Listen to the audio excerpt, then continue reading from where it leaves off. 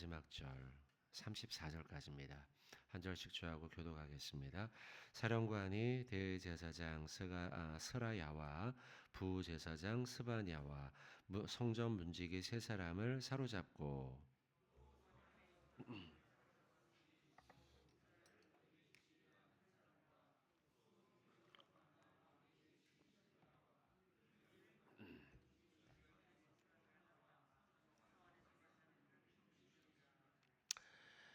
사령관 느부사라다는 그들을 사로잡아 라블라에 있는 바벨론의 왕에게 나아가매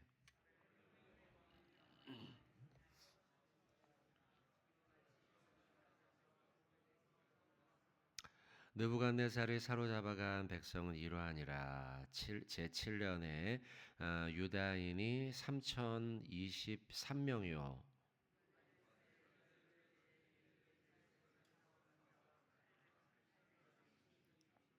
느부갓네살의 제23년에 사령관 느부사라단이 사로잡아간 유다 사람이 745명이니 그 총수가 4600명이더라.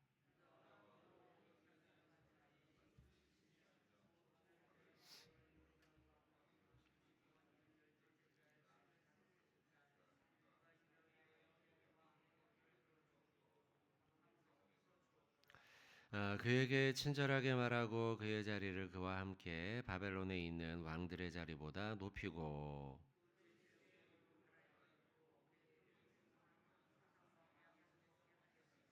같이 합독하겠습니다. 그가 날마다 쓸 것을 바벨론의 왕에게서 받는 정량이 있었고 죽는 날까지 곧 종신토록 받아더라. 아멘. 예레미야서가 이제 드디어 끝이 납니다. 예레미야서는 장수로는 성경책 중에서 이제 세 번째로 긴 성경책입니다. 시편이 제일 장수로는 길겠죠. 그리고 이제 이사야 같은 성경도 있고요. 하지만 분량으로 본다면 이 글자 수죠. 글자 수로 본다고 하면 이사야보다도 길고 시편보다도 긴 성경이 예레미야입니다. 아마 이번 한 주 동안 예레미야서 이제 여러분 리딩 지저스 하면서 꽤 긴 시간 읽지 않았을까 싶은 생각이 듭니다. 이사야서나 마찬가지로 유다의 끊임없는 죄악들을 기록해 놨죠. 또 하나님의 경고, 회개의 메시지가 여기 담겨 있고요. 그럼에도 불구하고 하나님의 말씀을 전했던 선지자들의 회개의 메시지를 백성은 듣지 않습니다.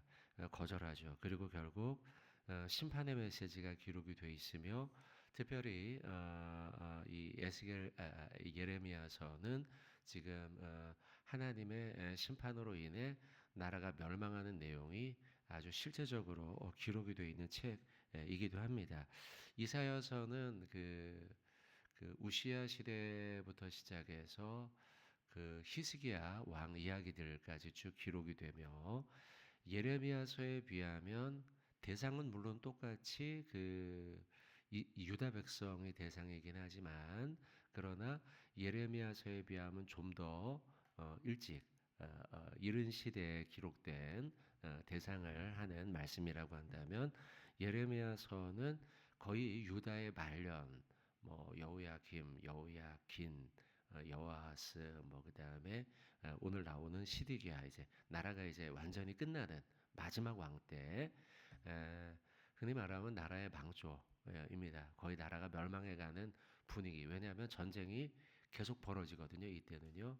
같은 바벨론의 느부갓네살 왕이 1차, 2차, 3차, 4차 계속해서 전쟁을 쳐들어오면서 그때마다 1차 포수, 2차 포수, 3차 포수, 포로를 잡아갑니다.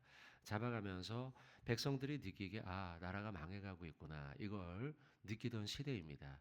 그때에 예레미야가 활약을 했고 결국 오늘 본문에서 예레미야 52장이죠. 다 읽지는 않았지만 전체적으로 다 나라가 멸망하는 마지막 때를 기록을 해놨습니다. 보십시오. 일단 1절부터 쭉 보는데요. 9절 한번 보시죠.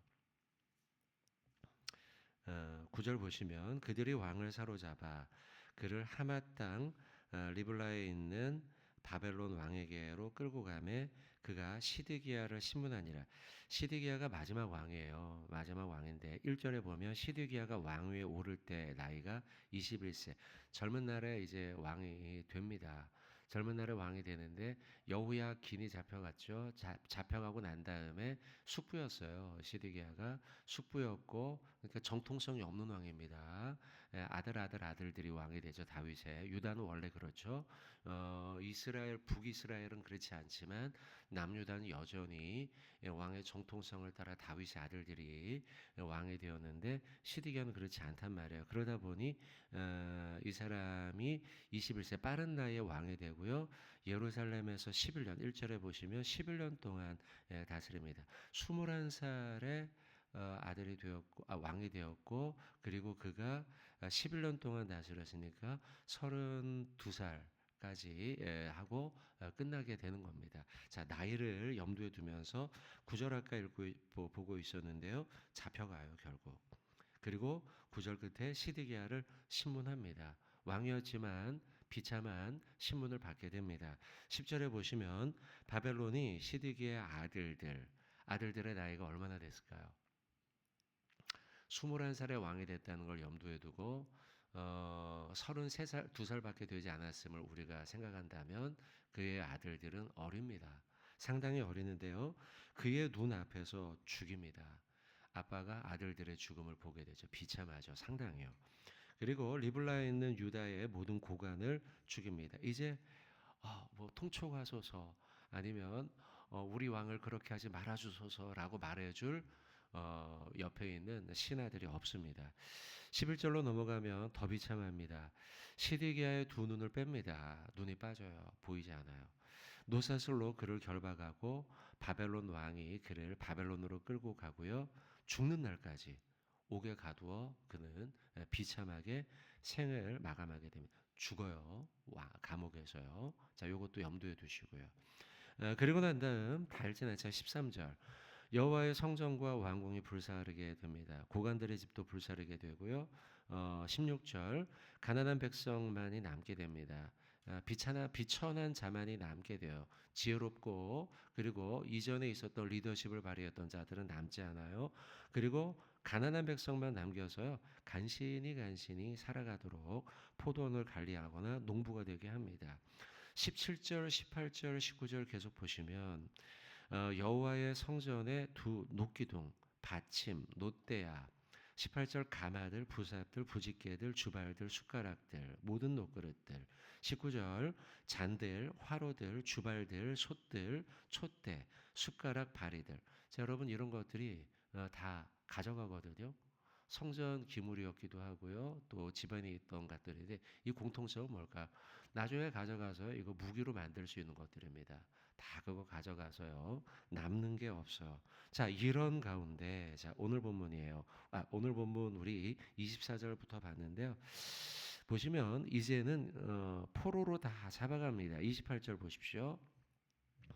느부갓네살이 느부갓네살의 사로가 잡아간 백성이 제7년에 유다인 3023명 그리고 29절에 832명 30절에 745명 도합 4600명이라고 기록했지만 사무엘서나 열왕기서에 보면 숫자가 조금은 다르게 나옵니다. 다르게 나오는 이유는 그 숫자들이 여기에는 지금 남자의 숫자만 장성한 남자의 숫자만을 기록했기 때문이고 역사서상에서 나오는 숫자들이 더 많은 이유는 모든 숫자를 다 기록했기 때문입니다. 어쨌든 많은 이들이 포로로 잡혀가게 되고 성전 안에 있던 기물들과 중요한 기물들이 다 빼앗기게 되고 왕 역시 어떻게 돼요? 눈이 뽑혀요. 그리고 죽을 때까지 감옥에 들어가 있어요. 너무나 비참한 마지막입니다. 유대의 마지막.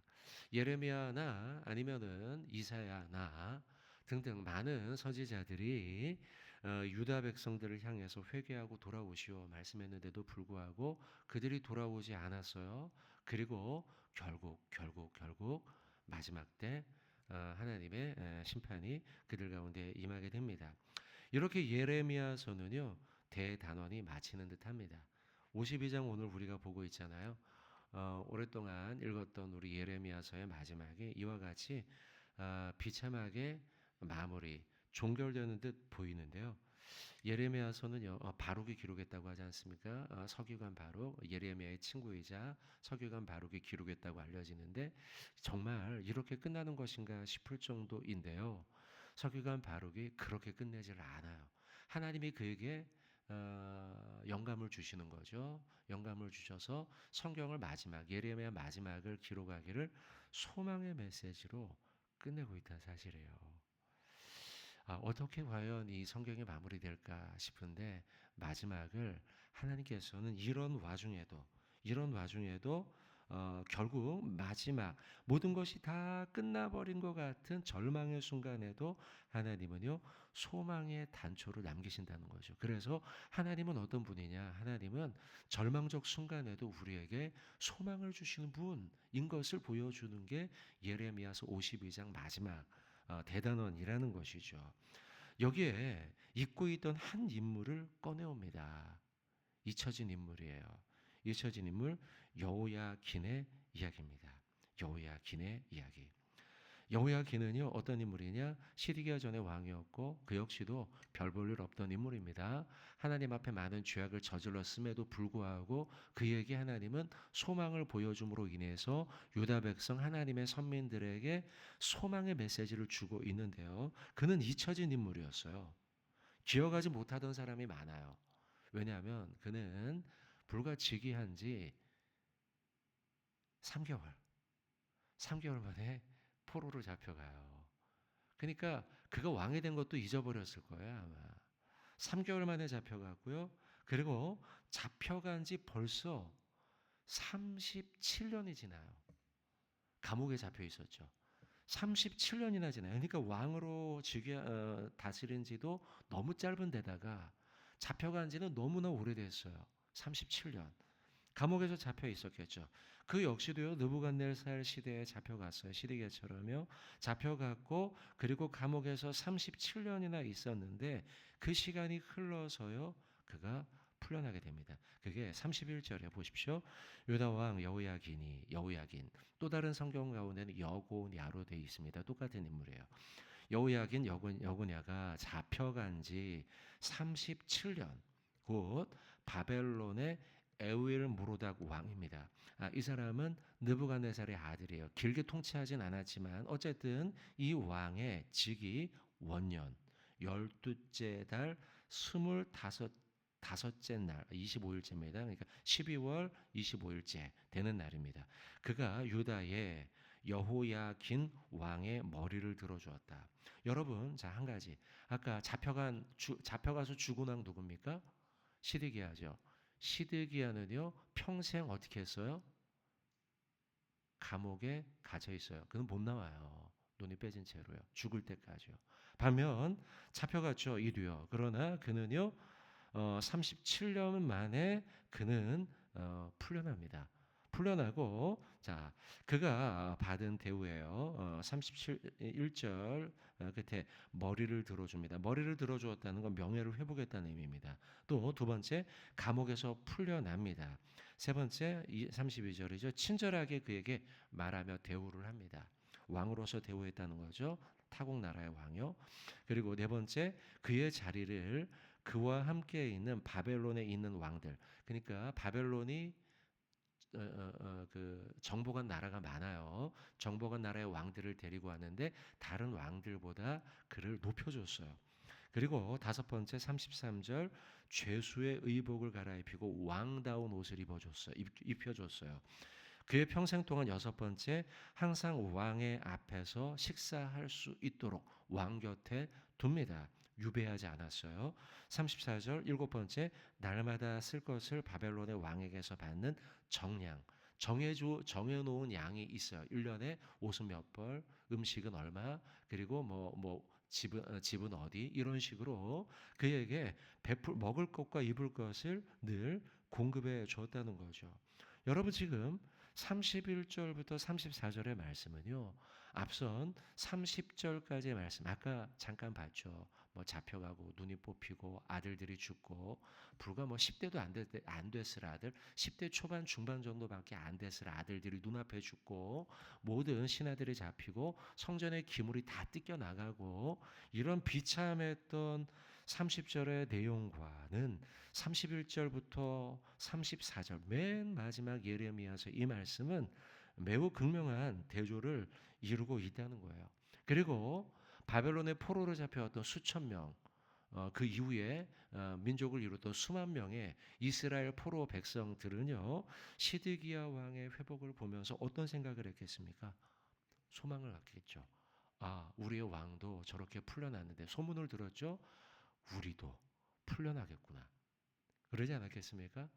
왕이 잡혀 있으니 우리도 나갈 수가 없죠. 그런데 왕이 풀려났으니 아, 우리도 풀리겠구나. 그리고 실제 에스겔 시대 이후 어떻게 됩니까?